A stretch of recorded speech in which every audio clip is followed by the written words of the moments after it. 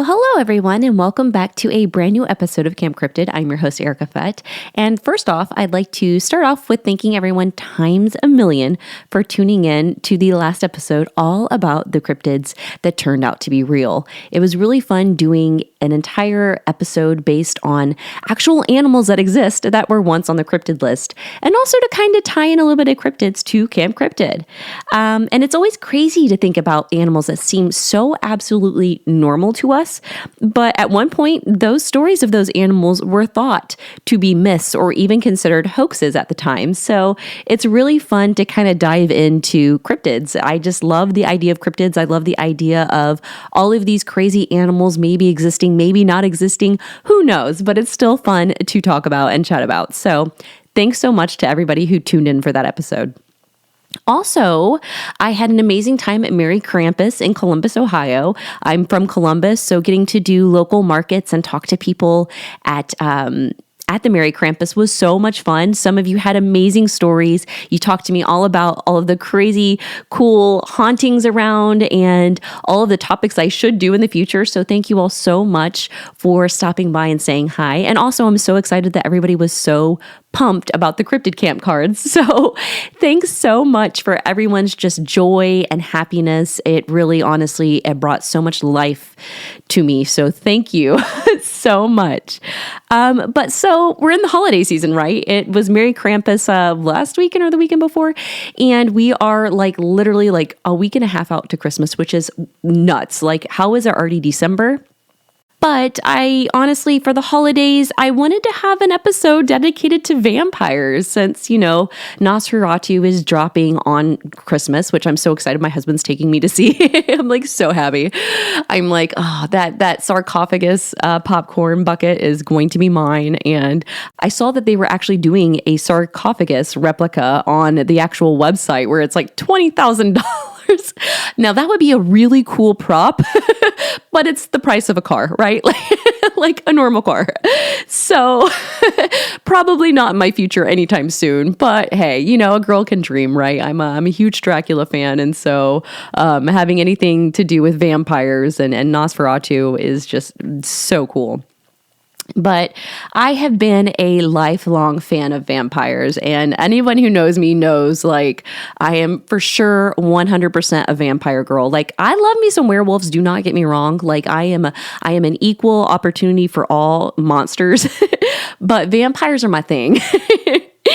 And, whether it was growing up and reading Bram Stoker's Dracula and then seeing it come to life within films like Nosferatu, Dracula, Bride of Dracula, I was always hooked.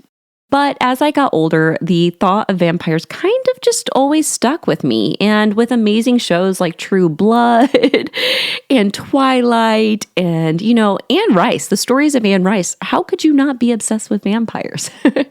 But vampires have so many representations, right? They could be a rich prince. They could be insanely wealthy and just so cool and suave. Or, in some cases like True Blood, they're just a normal everyday person that just happened to be bitten by a vampire who's running a vampire bar down the road, right? So it's really fun to see vampires represented throughout media and stories. And like I said, whether it's someone who is living in a castle or they're deep in the swamps of Louisiana, vampires are represented in so many ways. But even with the different representations of vampires, there's one thing that always sticks with vampires, and that is the sex appeal and lust factors that still exist, right? That's something that just goes hand in hand. It's just one of those things that vampires are just, they're sexy creatures. And while Bram Stoker definitely brought romanticism to the vampire a bit more due to the popularity of Dracula, the love story, it was beautiful. I loved it. There's tons of quotes that I've used with my husband over the years, so he knows. The idea of vampires have existed thousands of years before that. Even before Mesopotamian, Greek, Roman, Slavic mythology, vampires have existed since pretty much the beginning of time. But like I said, vampires come in all shapes and forms and with stories all over the world. So today I wanted to talk about a couple of my favorite vampire stories. And especially with Nosferatu month, we're kind of just kicking it off. We have to do more vampire stuff. And that's why I really wanted to touch on two or three, maybe two of my favorite stories of vampires. So I can't wait. Now, to start off my list is the Blood Countess, Elizabeth Bathory. And this is one that I grew up reading legends about and I always thought was like so crazy, scary, but also like so gnarly and metal. And it's just like thinking of like a story like that, that's like so wild. Now, supposedly the legends of her cruelty started when she was disciplining a servant, right? And Elizabeth Bathory was a noblewoman in about the 1500s in Hungary. And her family, she was born into wealth, right, of course. And she was tucked away in this beautiful castle in Hungary. Well, supposedly she became very cruel when she was disciplining a servant. And when she was disciplining the servant, the blood got on her face. And as she walked over to a mirror to kind of wipe the blood away, she stopped and she looked at herself. And she looked at herself in the mirror and she thought, wow, this red blood really makes my face pop. She noticed how the red, bright blood made her pale face and her skin seem younger, brighter, and more youthful. And when she noticed that this blood made the appearance of her skin look younger and more vibrant, she thought, oh, I might be onto something. So this began her reign of terror and torture. She was accompanied by a few of her very loyal servants to essentially assist in gathering a ton of young women around the area. And once those young women were inside of her castle, the real terror began. She would torture these young girls and drain their blood, and then she would even bathe in the blood. And stories started to leak. More and more girls started becoming missing. I mean, we're talking like hundreds of girls that she took. And as these stories started to circulate, people were starting to talk a little bit more and like, well, we are noticing there's a lot of girls missing. We don't know what's going on. And as people started looking into it, they realized, wow, we really think that something's going on. And then she was captured. Basically, once they realized the real terror that was going on, and she was found guilty. And as a punishment, they actually bricked her up inside of a room inside of her castle. So she spent out the last couple years of her life just living in solitude, bricked up inside rooms inside of her castle. So it's kind of a crazy story, but Elizabeth Bathory, the Blood Countess. Now, since this happened in like the 1500s, a lot of people are like, well, we don't really necessarily have proof, right, that these are actually things that happen. We don't have proof that she like bathed in the blood, right? There are newspaper clippings from like the 1700s that talk about her and, like the legends, right? But it's a game of telephone when it comes to these earlier stories in history. So the thing is a lot of people also speculate, well, maybe she never really like bathed in blood. Maybe this was just an attempt at the local people in the area to get rid of her, to get her out of power so that they could have her wealth. Because, I mean, let's be real, like in human history, that's definitely a thing that happened a couple times. So there are these like little discrepancies within the Blood Countess story. But as it goes, as a legend, right, she bathed in the blood of hundreds of young girls and tortured them with her loyal servants in her castle in Hungary. So I'll leave that up to you. Now, one of my absolute favorite stories of vampires. This one right here is hands down, probably one of the stories that when I learned about it, I was excited. I was so pumped. I was like, okay, this I can get behind, right?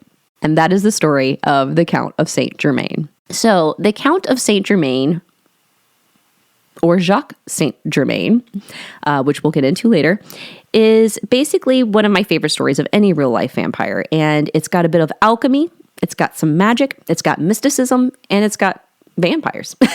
So like I said, what more could you possibly ask for? Now, this story does have two parts, so buckle up and enjoy this ride. Now, this little story starts in the 18th century in France, when the Count of Saint Germain was very well known and a very affluent member of high society. Now, the Count of Saint Germain told people that he was around that he was the son of Franz Leopold, or Prince Regasi in Transylvania. Now, Saint Germain was not only associated with King Louis XV of France, he was also affiliated with many other notable people of that time period. We're talking like Voltaire, Mozart, Casanova, and the Prince of Wales. So this man, Saint Germain, was well known by many, many people. Saint Germain was a self-professed adventurer. He was a student of mysticism, and he could charm people and talk for hours. Stories of Saint Germain said that he was a man whose knowledge knew no bounds. He was charismatic. He could pick up any musical instrument and play. In fact, he actually wrote many songs and composed a lot of music while he was alive, which you can actually still go listen to this day. Basically, the story is he could charm anyone. He could talk in several different languages very well, very proficiently, and he was also very deep into alchemy. He would often talk about knowing the secrets to preserving beauty over time and eternal life. Aside from being just this man who could do everything and charm everybody, he honestly, when it came down to it, this is someone that when you imagine like a dinner table and people talking, this is someone who led the conversation. This is someone who people looked around, who people wanted to be around. People gravitated towards this person. He was very charismatic. He was supposedly very kind and, very well known. Like anybody around this time period knew who this guy was, and if you associate with him, you were someone of importance. Saint Germain was a man who was kind of pale with dark black hair. He always dressed simply, but very, very stylish.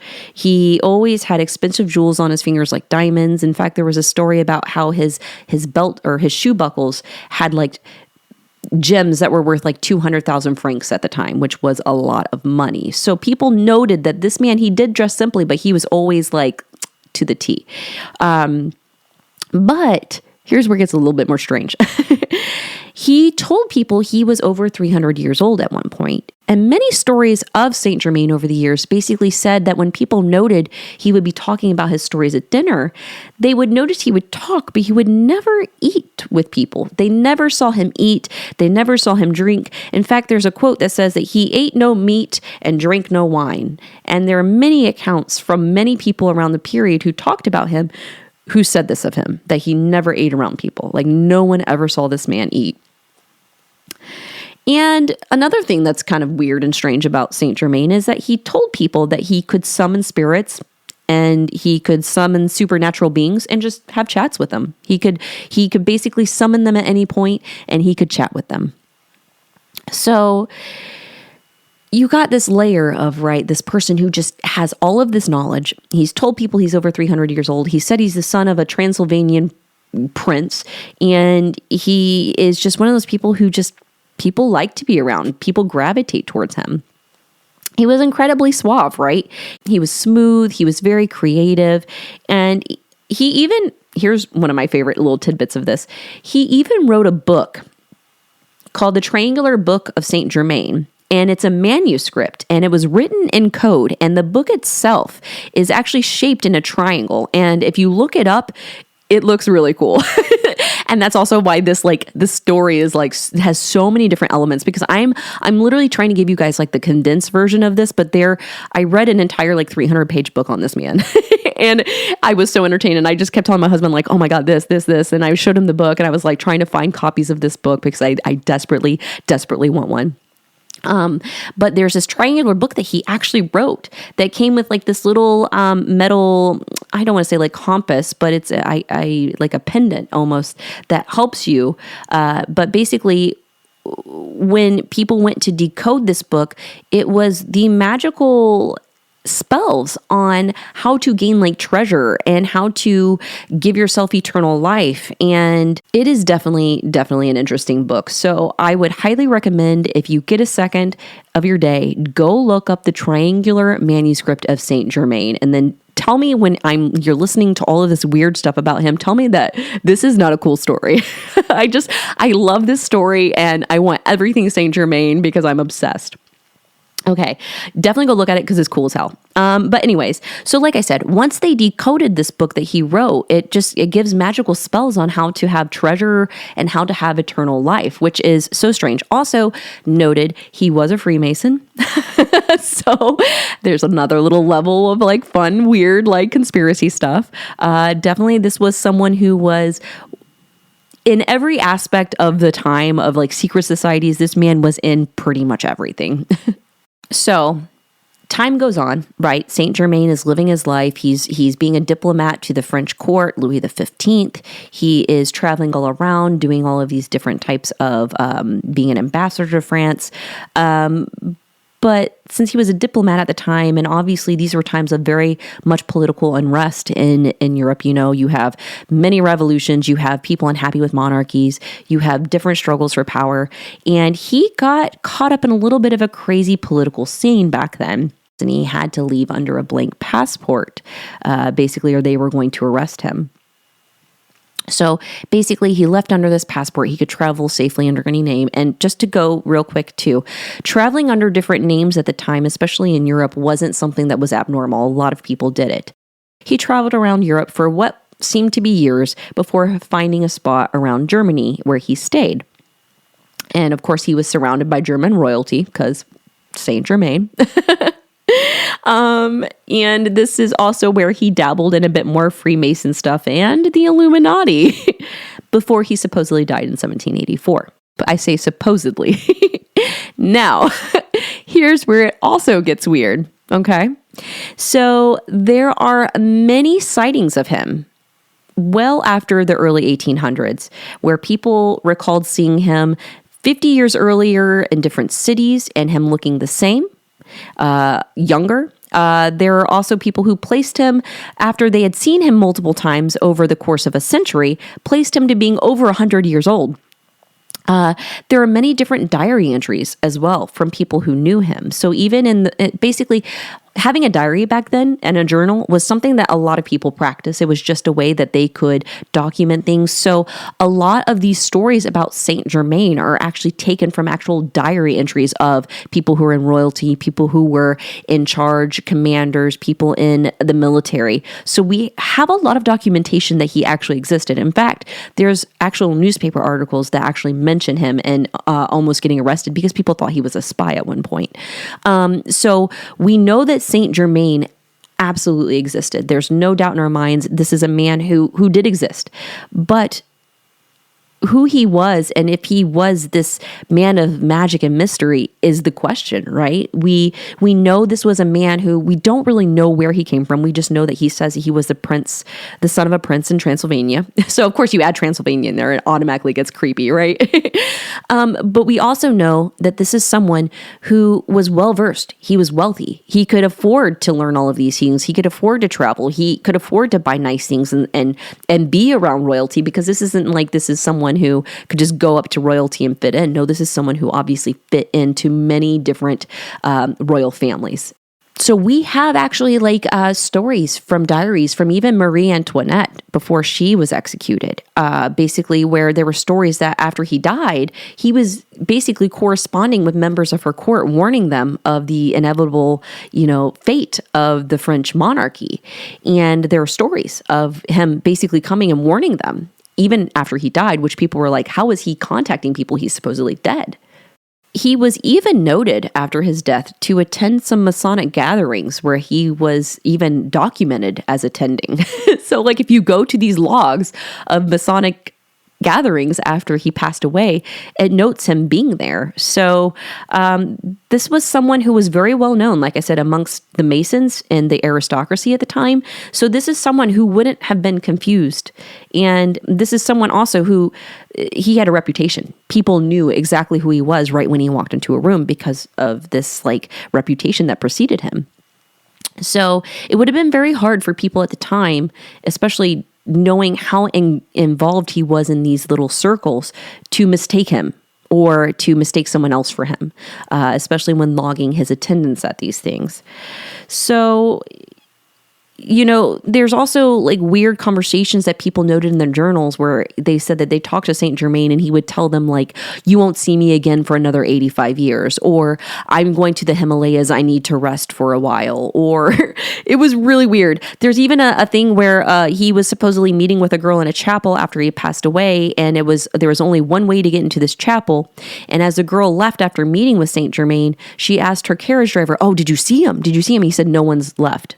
So there were stories that he could appear and disappear at any time too. So this has so many levels of like weird but cool, but like what the shit is going on? So it's just, this is why I say this is one of my favorite stories. And honestly, I will say you can read the book that was published, I believe, in around like 1912.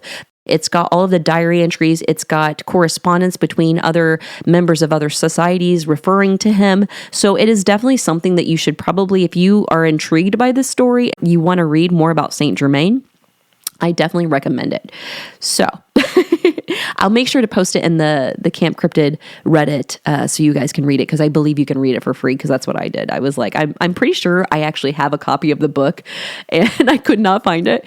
So I was like, I'm just going to read this. And it was so interesting to read all of the different stories about him from all of these people from all of these different countries. So definitely bizarre. But speaking of bizarre, this brings me to my second part of the story about Saint Germain, and this gets into the vampirism. I love it. So, New Orleans, early 1900s. Let's set the tone. You're talking about this beautiful French Quarter. You've got these beautiful houses. It's a great time for immigration within New Orleans. And this is where a very charismatic and well-versed and well-traveled man named Jacques Saint Germain comes into the picture, into New Orleans. And this man was very well known. He threw lavish parties at his residence on Royal Street, I believe is where it's located these days, because it's still there. The house that he supposedly lived in is still in New Orleans. And he would charm people with his stories from all of his travels all over the world. And he would play instruments, and he knew lots of languages, and he was known to throw these parties, but he would never eat or drink at these parties. But even though he wouldn't eat or drink at these parties, it added to the mystery around Jacques Saint Germain. So people just went with it. They were like, oh, this very cool dude is throwing these amazing parties. Hell yeah.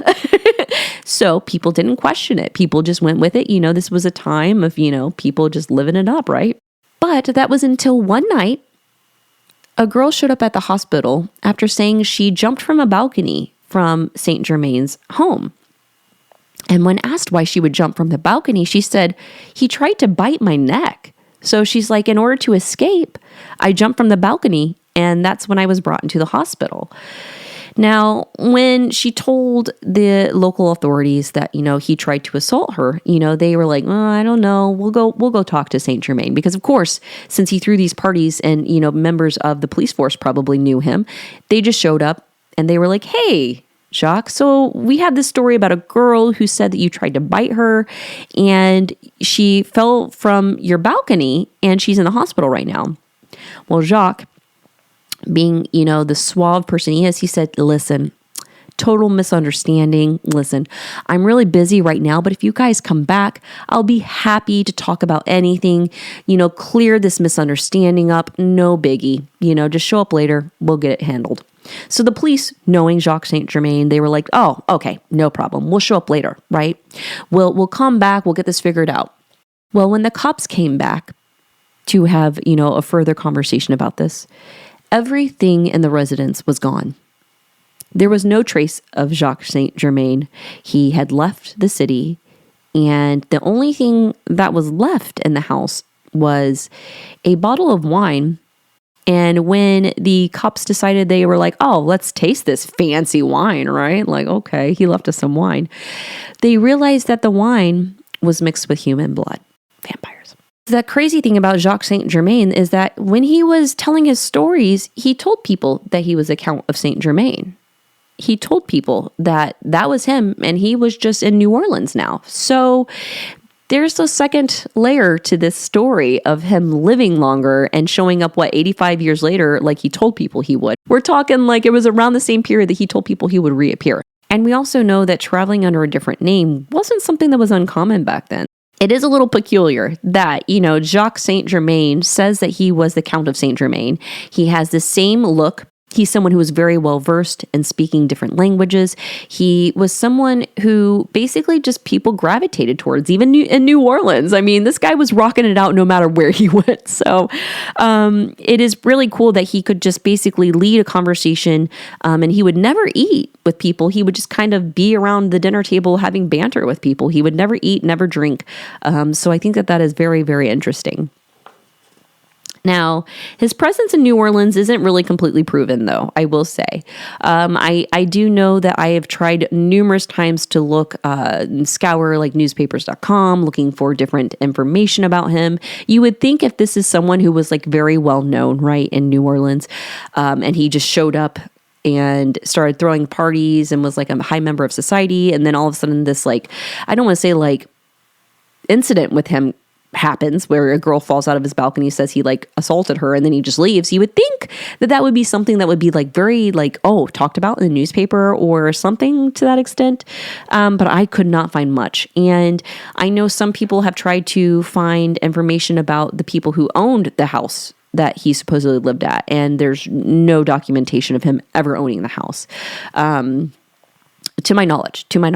But it is an interesting story because it's just a legend in New Orleans, and it is very strange that there's this whole entire legend that would just be made up. That's that like peculiar, that spot on, that, has that tie to Count Saint Germain. So I don't know. When it comes down to it, I love the idea of someone being just like so into alchemy and magic and everything and just able to just be eternal, whatever. I'm into it. And like I said earlier, when it comes to this story, if you do get a second, definitely look at that triangular manuscript and then tell me if you don't think this dude's a vampire. Like straight up.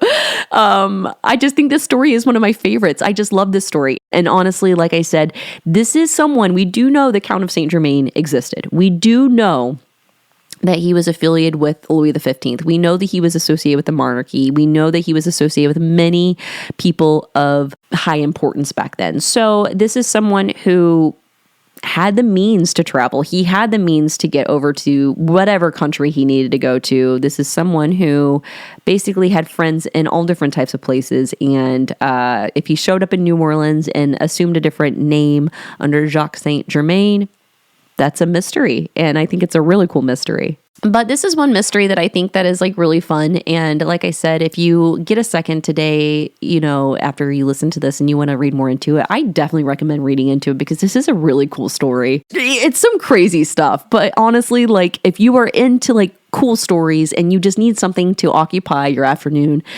definitely read into this. Like I said, I will link the entire book for you all to read. There's tons of literature about Saint Germain, though, because he is someone who's also depicted in a lot of different popular media to this day. So I think it's really cool. I think Castlevania, I think he might be in Castlevania. I can't remember. But there are lots of people in like vampire stories who are named after him. So I don't know. I love the idea. And if Saint Germain still exists, do it. That's amazing, boo. Keep living your life. I mean, it is just so cool. It's like I said, it's one of my favorite stories, but I'll leave this one up to your imagination on if you think this is real or if you think this guy could really exist or if you think this is hogwash.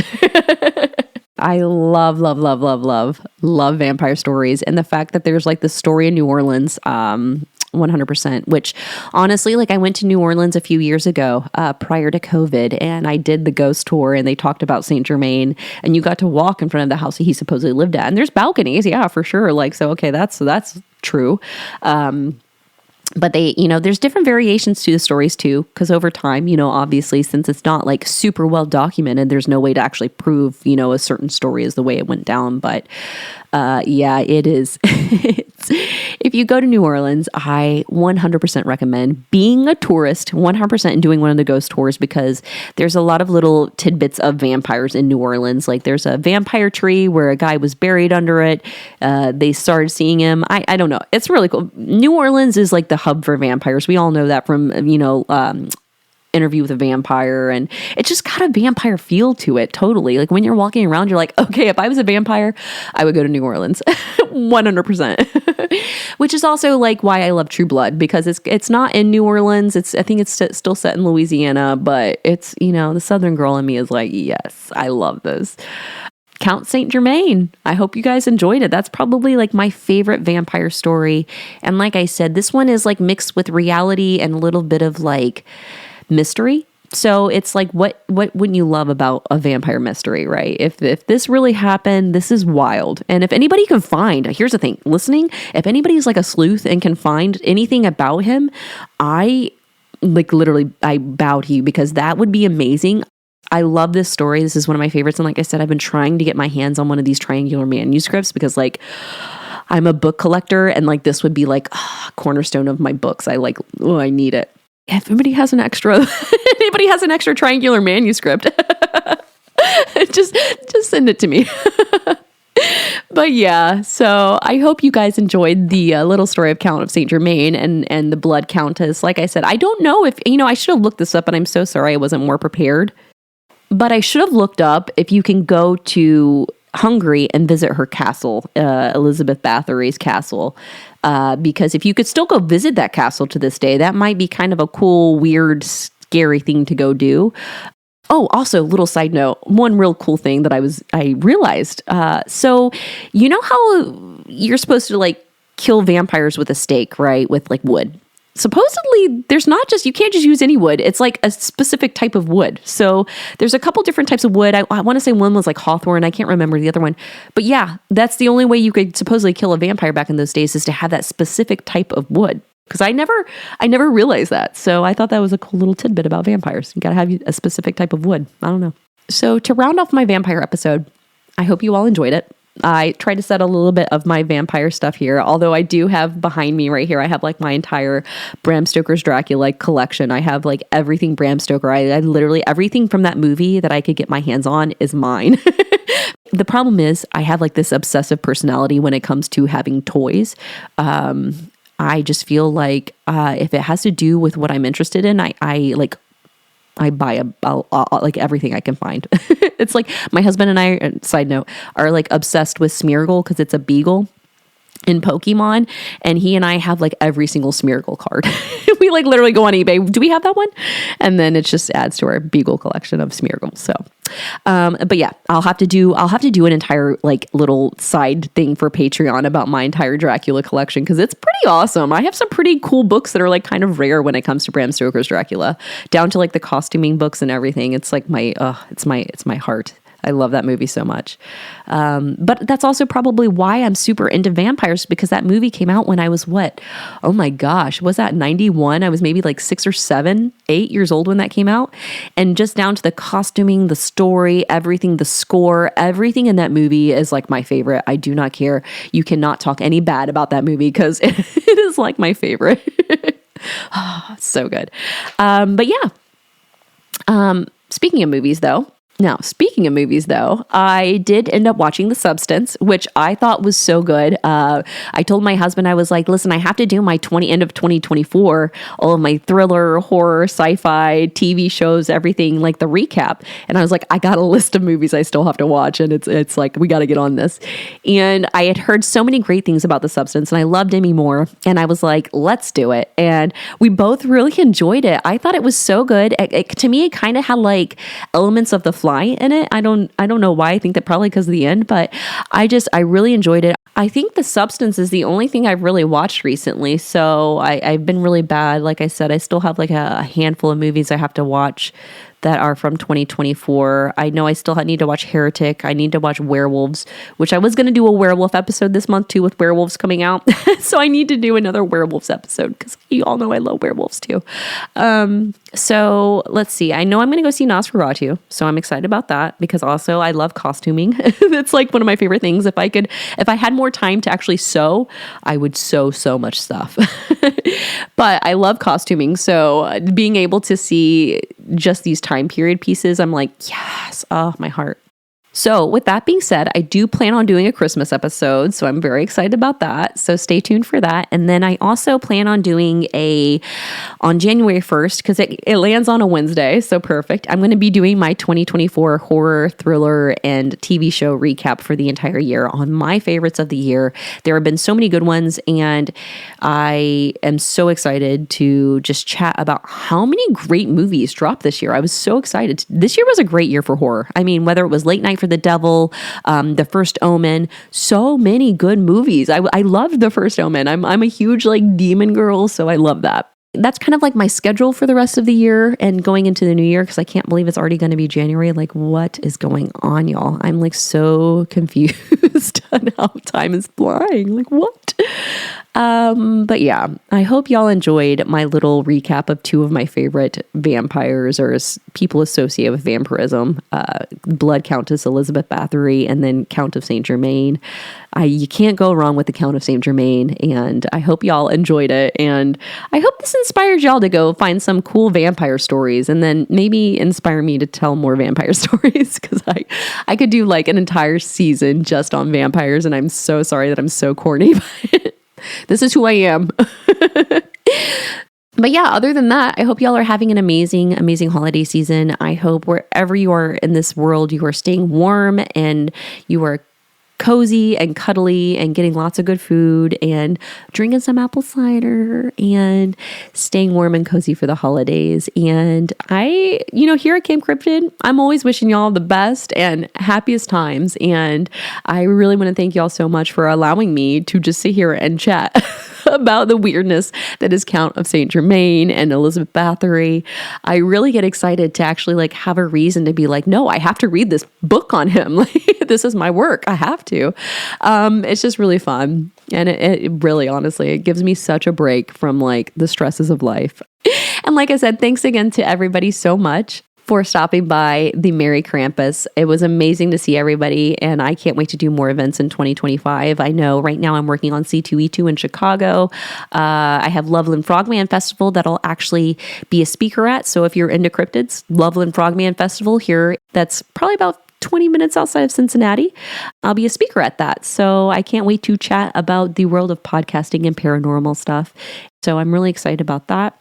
So yeah, if you're around the area, come to Loveland Frogman Festival in March. It's going to be a great time, and I'm very excited about that. And I'm also very excited about C2E2 in Chicago. Chicago is one of my absolute favorite cities in the entire world, and I love me some pizza. I love me some deep dish pizza. I do not care. I love it. Now I'm hungry. But yeah, I want to say thanks so much again, everybody, for hanging out for another episode. It's just an absolute joy to talk to y'all, and it means the world to me. Like when I do events and y'all come up and say that you like my podcast, it like literally brings tears to my eyes. I'm like almost tearing up right now thinking about it, but it just really, it really means the world to me. So thank you. So thank you for blessing my life with like liking my podcast. And if you hate it, it's okay. I still appreciate you for listening and giving it a try. So, but yeah, with that being said, I just hope y'all are having an amazing holiday season, and I'll be dropping the Christmas special, the holiday special next week.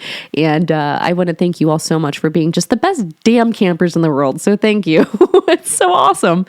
But yeah, with that being said, have an amazing, amazing rest of your week. And until next time, take care.